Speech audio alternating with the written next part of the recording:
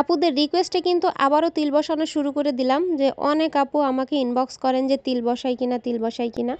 আমরা ব্যথামুক্তভাবে তিল বসিয়ে থাকি।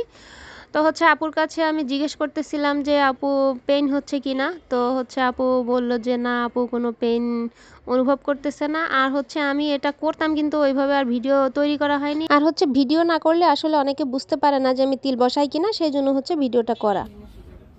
তো চলে আসলাম কিন্তু আপুদের জন্য তিল বসানো নিয়ে। এতদিন তিল রিমুভ দেখেছেন এবং অনেকেই আমাকে ইনবক্স করেন যে তিল বসাই কিনা, তিল বসাই কিনা। কি আপনারা চলে আসবেন এবং এই যে ক্লায়েন্টের কিন্তু তিল বসানো কমপ্লিট।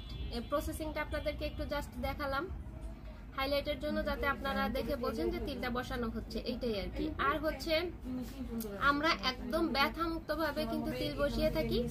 তো আপনারা যারা তিল বসাতে চান তারা নিশ্চিন্তে কিন্তু চলে আসবেন আমাদের পার্লারে। তো আমরা কাস্টমারের কাছ থেকে এখন একটা রিভিউ নিতে চাই, দেখি আপু আমাদের এখান থেকে তিল বসিয়ে স্যাটিসফাইড কিনা এবং আপু ব্যথা পেয়েছে কিনা, সবকিছু আমরা ডিটেইলস জানতে চাই।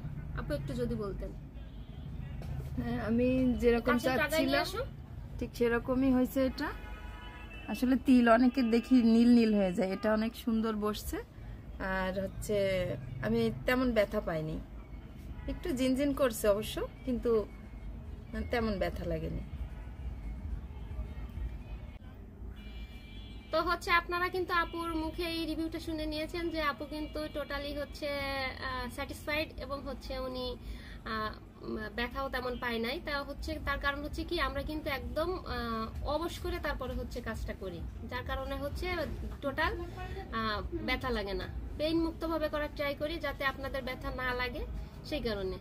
তো যারা আমাদের কাছ থেকে তিল বসাতে চান তারা চলে আসবেন প্রিন্সেস গ্ল্যামার বিউটি পার্লারে। আর আমাদের পার্লারের অ্যাড্রেসটা খুলনা নিউ মার্কেটের দোতলায় 2 নাম্বার গেট দিয়ে উঠে বামে এসে 2 নাম্বার পার্লারটাই আমার প্রিন্সেস গ্ল্যামার বিউটি পার্লার, দোকান নাম্বার 277।